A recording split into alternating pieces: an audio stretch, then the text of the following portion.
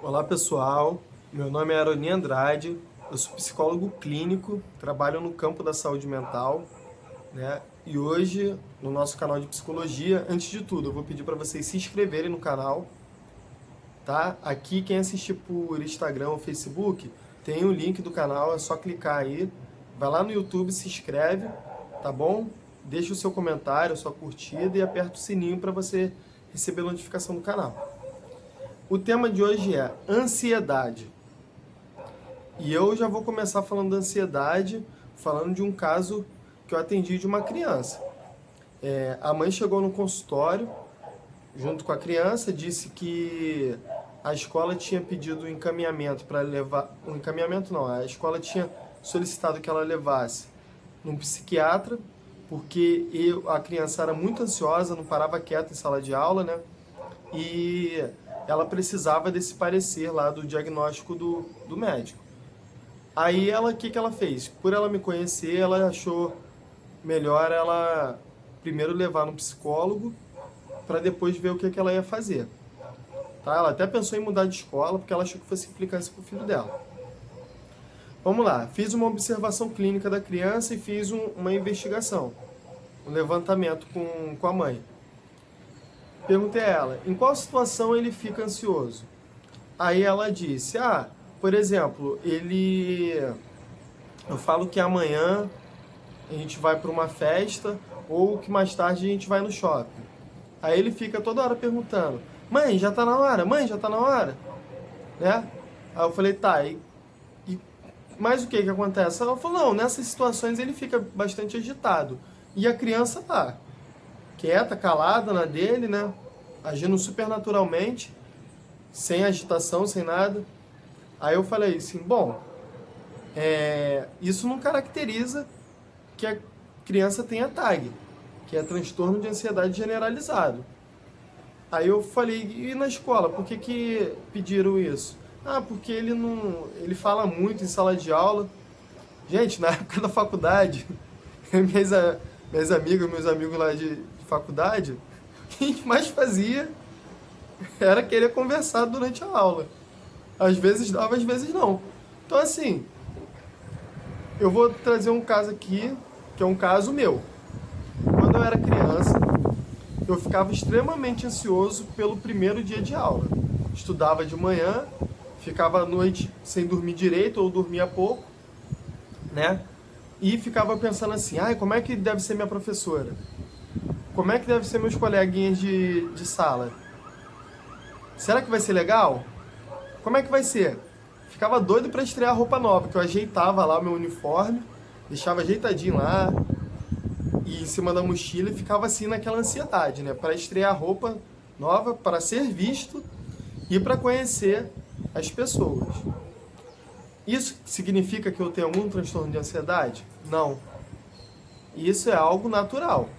Eu faço consultoria em gestão em RH. Então, nos processos seletivos, eu procuro criar um ambiente que seja mais confortável e que a pessoa fique à vontade. Porque o que acontece? Às vezes você tem um potencial ali, você tem um talento, só que o nervosismo da pessoa faz ela não demonstrar esse potencial dela. Então a gente tem que criar um clima mais propício para a pessoa conseguir ficar relaxada, ficar à vontade e mostrar o talento dela, né? Porque às vezes a pessoa já vai para o processo seletivo e pensa assim, se eu respirar diferente eu não vou ser contratado, né? Acontece esses medos, esses receios.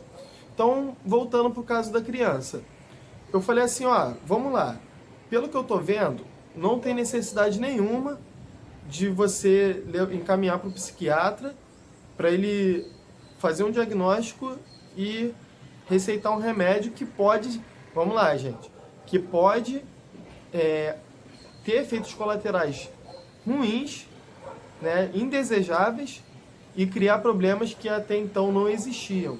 E às vezes nem curar curar o que é diagnosticado. Né? Eu estou falando da má administração do uso dos medicamentos. Beleza? Então eu falei, a princípio não tem necessidade. A gente vai fazer um acompanhamento dele. Como é que vai ser? Perguntei como é que era a rotina dele. Ah, ele estuda à tarde e não tem... e almoça às vezes 11 horas, meio-dia. Bom, a criança já não tinha horário de se alimentar. Eu falei, ó, vai criar um horário. Que horas ele acorda? Ah, acorda 10, 11 horas. Eu falei, ó, isso não é horário de criança acordar. Aí a gente tem que ser firme mesmo, né? Tanto o pai quanto a mãe tem que ser firme na questão da disciplina da criança. A gente não precisa ter disciplina, a gente tem horário para levantar, para trabalhar, para estudar, tudo certinho. Então a criança precisa ter uma vida regrada. Em algum momento da história, eu não sei qual, relacionaram que a palavra rotina fosse algo chato, né, entediante. Mas é importante a gente manter uma rotina, tá? E que ela seja prazerosa.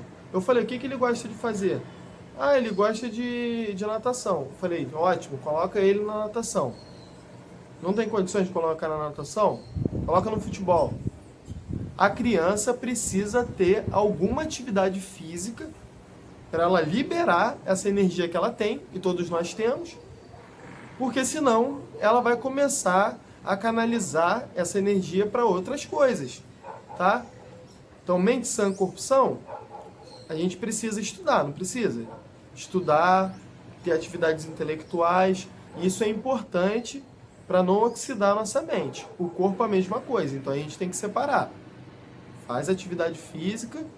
Ah, você que é adulto, eu vou para academia, mas é muito chato, eu não gosto. Então procura fazer outra atividade, um judô, não sei, vôlei, alguma atividade, uma caminhada na praia. Importante é não ficar parado. Eu falei, ó, você precisa criar uma rotina para ele, disciplinar, ter horário para estudar, tá? O garoto, ele ficava falando muito em sala de aula. Bom, eu já vi uma pesquisa que diz que 80% do que a gente aprende no ensino fundamental a gente não leva para a vida, tá? Então, assim, realmente eu entendo e concordo que a maioria das escolas, o ensino na geração atual é muito chato, né? Eu só fui gostar de estudar mesmo na faculdade, que lá a gente estuda mais as matérias que a gente é afim, mas ainda assim eu não escapei da estatística básica no primeiro período. Só que eu tinha um professor, Lauro Boechat, que ele dizia o seguinte pra gente, ó, você tem, na minha matéria, você tem que se esforçar muito para não passar, e mesmo assim ainda corre o risco de passar. Ele é uma pessoa super gente fina, carismática, e fazia a aula ser prazerosa. Então é buscar ter uma rotina, ter uma alimentação mais saudável possível, não é extirpar, acabar de comer besteira, tá? Mas também ter uma alimentação que seja prazerosa e saudável, tá? Lazer. Gente, é muito importante ter momento de lazer. A pessoa que só trabalha ou que só estuda, chega numa hora que ela acha que se ela não trabalhar ou não estudar, ela vai ser punida de alguma maneira, né? Ela vai, como que se diz? Vai ficar com sentimento de culpa, tá? Então ela precisa ter momento de lazer sim, isso é importante, para você reorganizar sua mente, relaxar, aliviar o estresse, tá certo? Então assim, momento de lazer também. Outra coisa, a gente não consegue controlar boa parte do que nos acontece na nossa vida, tá? Então assim, pensar, o que eu posso e que eu consigo modificar na minha vida, o que eu posso fazer? Anota, tá? Isso, isso e isso. Agora, o que não está no meu controle? A atitude do outro não está no meu controle. Está no meu controle a minha reação e o modo de proceder com essa pessoa, tá? Então a gente também tem que... E esse é um dos pontos mais importantes, tá bem? Eu vou fazer o seguinte, esse vídeo, o Instagram ele dá um tempo de 10 minutos para você assistir. Então, para quem estiver assistindo no Instagram, o vídeo está acabando aqui, só que eu vou continuar o vídeo lá no YouTube. Tá bom, gente? Um abraço e até a próxima.